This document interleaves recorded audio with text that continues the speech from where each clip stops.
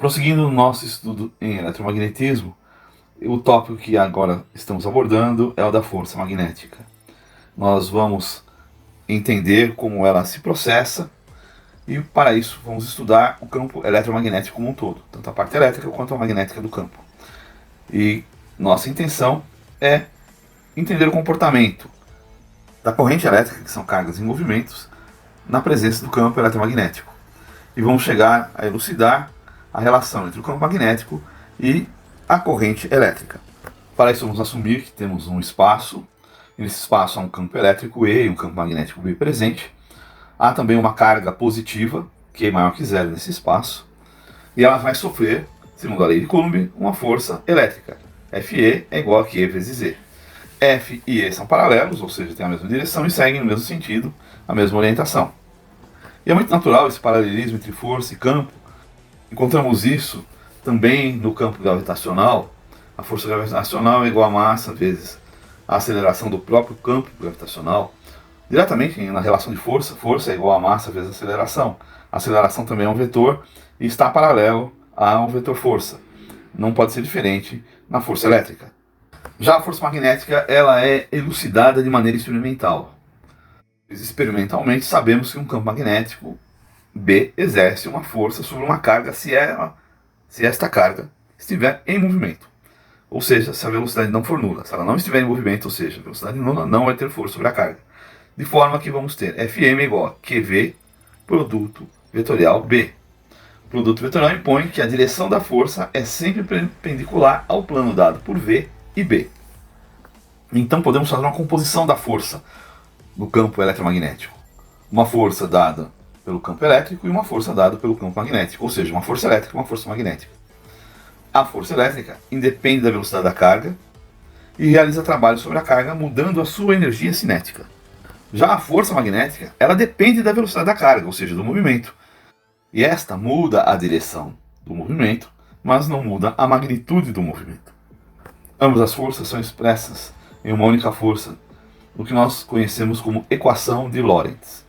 Força é igual a Q vezes, colocando dentro de um parênteses, o campo elétrico E mais o produto vetorial de V por B, que é o campo magnético. Vamos retomar os elementos de corrente no espaço. Então podemos ter corrente em uma linha, portanto num condutor unifilar temos uma corrente, e essa corrente se expressa sobre um dl deste condutor, apenas uma dimensão. Corrente em uma superfície, duas dimensões. Então, no caso, em vez de termos que considerar apenas a corrente unifilar, vamos considerar a corrente num elemento K de superfície, na superfície ds, e a corrente em um dado volume, a densidade de volume J vezes o infinitésimo de volume. A relação entre os elementos de corrente, considerando-se a corrente, é direta. IdL é igual a KdS é igual a J dV.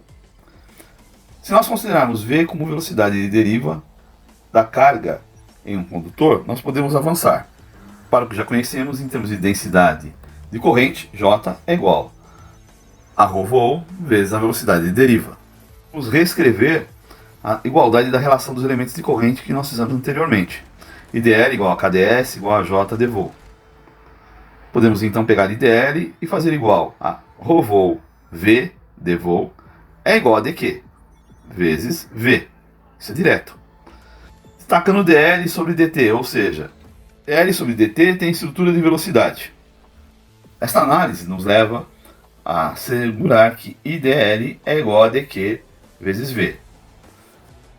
dq vezes V é uma carga Q em movimento. Isto é corrente de convecção. E ela equivale ao IdL, que é um elemento de corrente num sistema IdL, ou seja, no infinitésimo. E isto é corrente de condução. Podemos considerar como corrente tanto o movimento de cargas em convecção quanto a corrente em condução no condutor. Dessa forma, a força sobre um elemento de corrente IdL, uma porção do condutor que tem corrente e ela está imersa num campo magnético B, é equivalente, substituir Q por V, por IdL vai dar a mesma coisa em termos matemáticos, à execução de uma força.